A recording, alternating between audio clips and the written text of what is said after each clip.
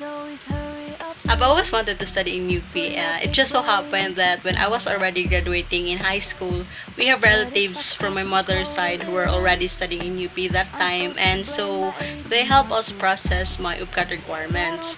One of the requirements is filled out documents signifying my top two preferred UP campuses and my top two preferred courses from each campuses. First choice was UP Mindanao since it's just here in Davao City, and my top preferred course in UP Mindanao is BS Food Technology. Before I took the exam, I don't have any other second option, but then after I took the exam, it's when I realized that I need a second option because the exam was so difficult and it's really hard, and the probability that I will pass the exam is just 30%. But then God is so good. I passed the exam, I got in, and continued my life. Studying in UP has this liberating effect on me because I like the fact that I can wear whatever type of clothes I wanted, and I always go for comfortable clothes. So most of the time I go to classes with t-shirt, shorts, pajama, and slippers, except only if we have laboratory classes. So in the earlier years of my college life, I was residing at the dormitory. First, because it's cheaper, and second, it's just within the school vicinity. And the good thing about staying in the dormitory is you have friends whom you can eat with, you can study together, at the same time, you can watch movies together. But then there came a time that I have reached the maximum number of offenses in the dormitory, so I got kicked out. I was so sad and scared that time because I have these speculations in mind that staying in a boarding house is not just as safe as staying in the dormitory.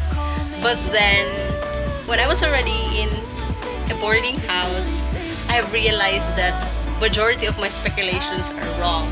Because first, it's also safe, and second, it has this positive effect on me because I became more independent. I don't need to rely on my roommate's alarm clock anymore. I get to set my own time, I get to set my own alarm to make sure that I will get to class on time. Being independent is just one of the many lessons that UP has taught me. And second, UP life has humbled me down. It was able to teach me how to stay humble. And as a matter of fact, I even failed a subject during my first year, first semester. And when I was already in my fifth year, I almost failed a subject as well.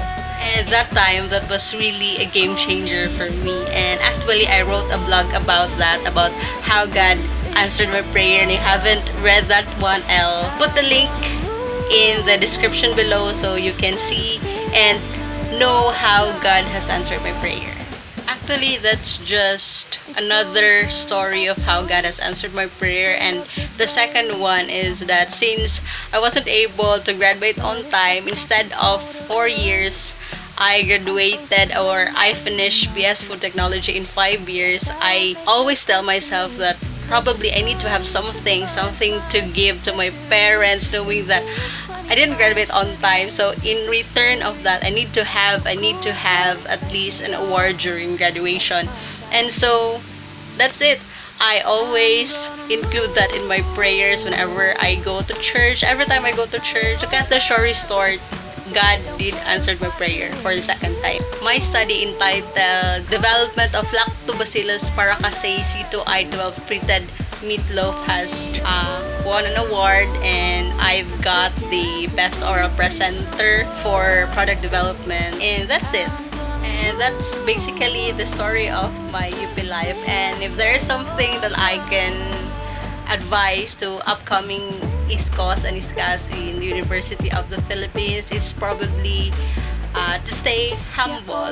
It doesn't mean that if we are in UP, we are already superior to others. Though it has an advantage, of course, but we need to remember that everyone we meet is superior to us in some aspects in life. And so that's it. That's the first thing. And second is to choose your battles wisely because as we all know, not all battles are worth the fight. And third is to enjoy life. Don't be too focused on grades because mind you, your grades will only matter in your first job. And one thing very important that I have learned in my first job is that the most important thing about skills and knowledge is your attitude because it doesn't matter how good or expert you are in your field if you don't know how to get along with others. And always remember that the order of hierarchy is not knowledge, skills, and attitude, but attitude, skills, and knowledge. And that's all for my UP Life, and I hope you get something good from this vlog. And don't forget to like and subscribe, and see you in my next